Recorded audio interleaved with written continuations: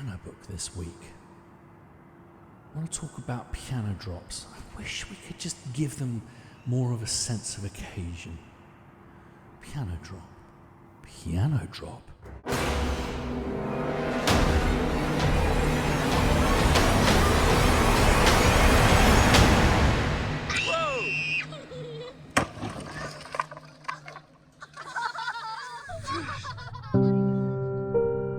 Piano Book is a community of like-minded composers whose passion for music is matched only by our passion for sound. So much, we share it. Over 300 instruments free for our fellow music makers to use in their productions, alongside over 800 music tracks that demonstrate their potential. A great new way of browsing this treasure trove of sounds is our Instagram page. If you haven't followed that yet, well worth doing. Not only can you see all the instruments there, but actually if you go into them, unmute, you can actually browse sounds.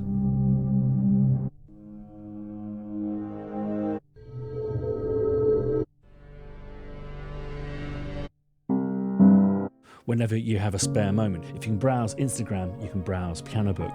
What I love most about the Piano Book community is it hears beauty in everything and anything, whether it be a rusty gate, an inability to play an instrument well, a drinks bottle, something found in a charity shop. Instruments bear witness to everything and everyone who has played it, echoing decades of practice, generations of proud performance, and centuries worth of beats and measures branded into it and resonating back with every note. For me, whatever the instrument, there's always a beauty, and the secret to sampling is to find that beauty and to draw it out.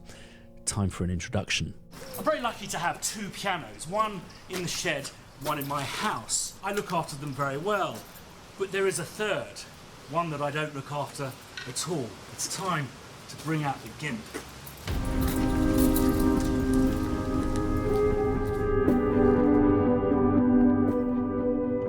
A vintage Broadwood made especially for John Cuthbertson and Sons in Glasgow in 1900 and frozen to death.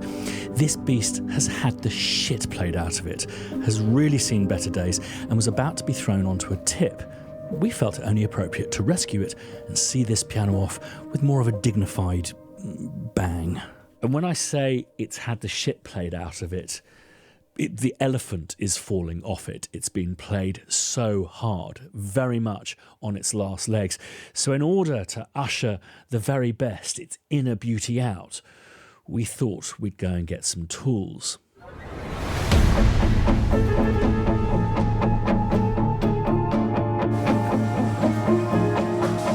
Tin snips. Yeah, that sounds good. And I think we're going to need some safety goggles as well. Just thinking more. And I have the sense I can do something with this too. We definitely need some goggles. Can we get a bag as well, please? So all we need now is a place to record it.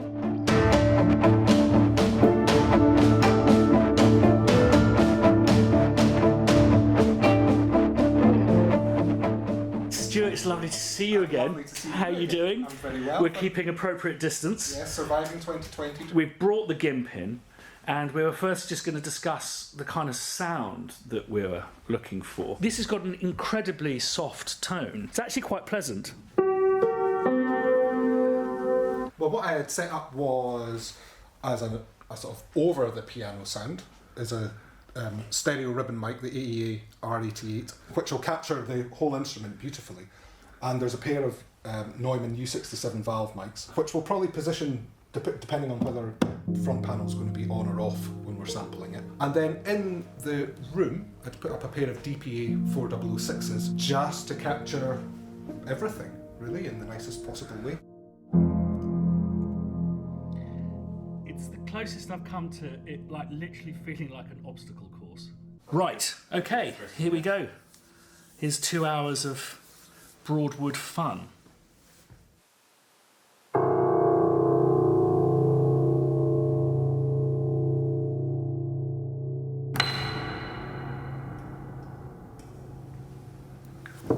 Oh, God. I now have Spitfire starch face, which basically means even if I want to smile, I can't. We've got 3 different instances for the 3 different microphones. Okay, let's have a listen with the room mics.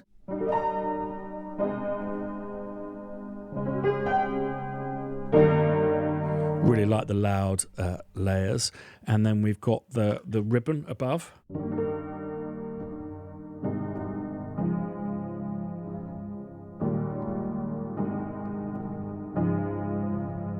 But I think my favourite is going to be the U67. Such beautiful mics.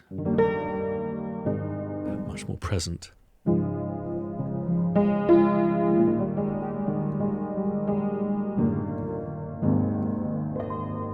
So what's really surprising about the GIMP is for an old piano that's just about to die, it has a huge amount of warmth and resonance, which you wouldn't usually expect. The reason why pianos die, usually around the 100-year mark, is they rely on a soundboard, which is this massive piece of wood that's held under stress. So it's kind of got a slightly curved shape, which is the way wood best resonates. And this, over time, eventually relaxes to create just a very kind of flat, papery, non-resonant sound. Not the case with the GIMP, which has this amazing warmth. So I thought we'd really kind of go into this and try and draw this warmth out, and thought, well, instead of felt it, how about flannel it?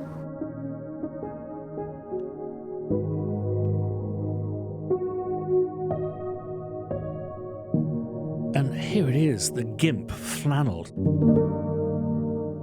It's like almost not a piano now. It's got such a special sound to it. So the full massive GIMP piano is available to download now in the link down below and from Pianobook. But we will also be releasing some of these experiments soon. And the best way to know when we have released that, for example, the flannelled GIMP, is to follow us on Instagram or indeed our new YouTube channel, which is going to become a massive resource for all sorts of extras and exclusives, not least piano drops, which is why we're kind of here today.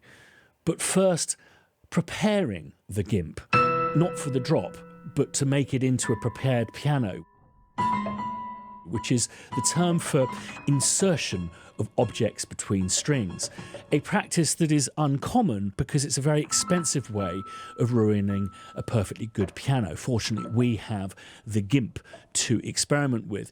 The phrase prepared piano was coined around the time of John Cage's experiments, putting screws and pencil erasers and bits of wood in between strings. My favourite track of this era is Amoris for prepared piano. It kind of sounds like Eric Satie played by a Balinese gamelan. But I'm sure people have been fiddling around with piano since they were invented, albeit carefully.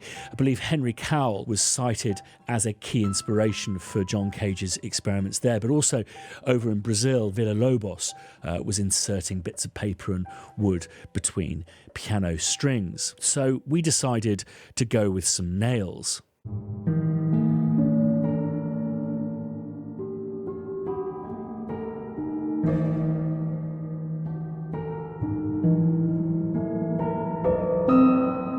Let's just take it to Naughtyland. I'm sure it's going to sound awesome.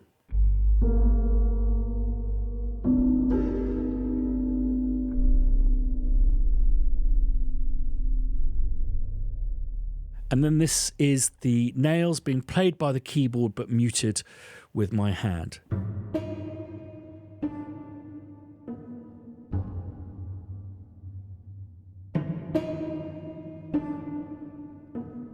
And then this is me plucking the nails that are inserted into the strings.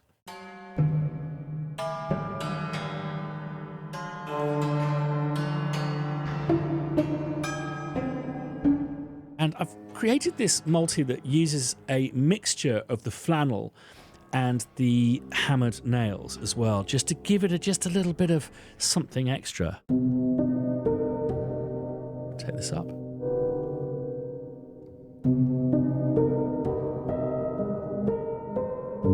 Whilst it's a real privilege to not have to worry about damaging a piano by inserting stuff between its strings, it's also a real privilege to do this. Time to get the tools out.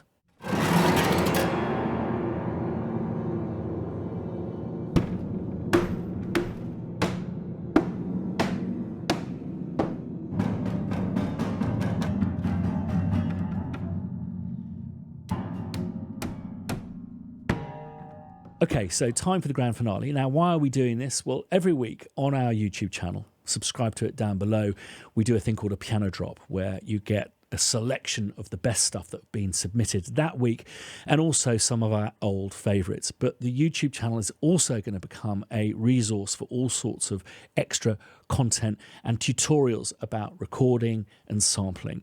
So do subscribe and ding the bell on that channel if you haven't done already. So, time for the grand finale. Aberdeen, 60-foot crane, and one who's had a good life but went out with a bang.